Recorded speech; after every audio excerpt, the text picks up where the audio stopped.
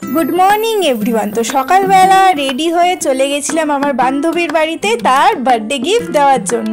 তো চলো আমার একটা ফ্রেন্ডের বাড়িতে, তো এই গিফটটা দিতে, তো চলো এবার দেবো। এই যে নিন, ব্যাগটা দিয়ে দেবেন।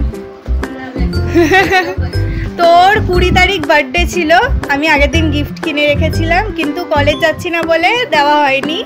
তো আজকে কলেজটা ক্যান্সেল হয়েছে, তাই জন্য এই মেয়ে আমাকে বলেছে না তোকে আমার বাড়ি আসতে হবে, কারণ আমার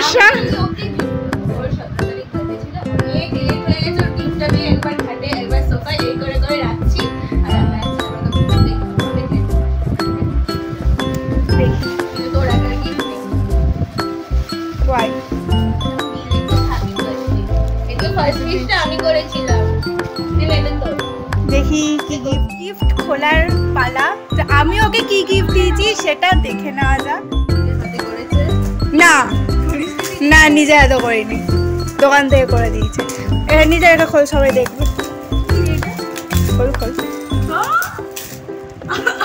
ওর একটা ইউটিউব চ্যানেল আছে ড্রয়িংয়ের, ঠিক আছে, ওখানে সুন্দর সুন্দর ড্রয়িং করে, খুব ভাল লাগে। তো ওর চ্যানেলের জন্য এবং পার্সোনালি ওর জন্য এই যে এই গিফটটা আমি ওকে দিলাম। খোল খোল খোল, ভেতরে খোল, দেখি কি কি আছে ভেতরে। হ্যাঁ সব জানি, আমি জানি। আমি ভাবছিলাম তোর কি পছন্দ হবে না হবে, তখন ভাবলাম তুই চ্যানেল খুলেছিস তো এটা তোর কাজে লাগতে পারে।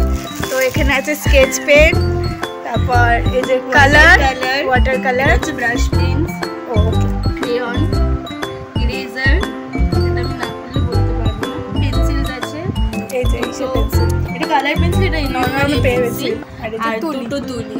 মা এই যে গিফট দিয়েছে, এখন এটাকে খুলবো। বাই দ্য ওয়ে, আমার এটা ফেভারিট কালার,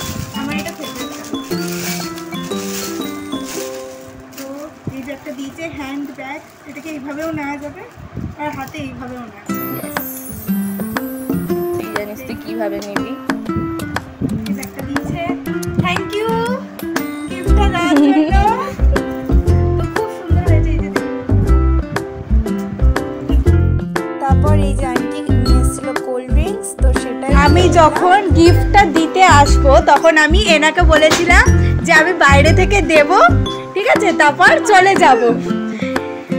আমাকে বলেছিল না, মা বলেছে 10 মিনিট যে আসতে ঘরের মধ্যে। এই যে 10 মিনিটের এই রহস্যটা এই আন্টি করেছে, প্রত্যেকবার এরকম করে যে আসি কিছু না কিছু বানিয়ে আনবে। এটা হলো 10 মিনিটের রহস্য।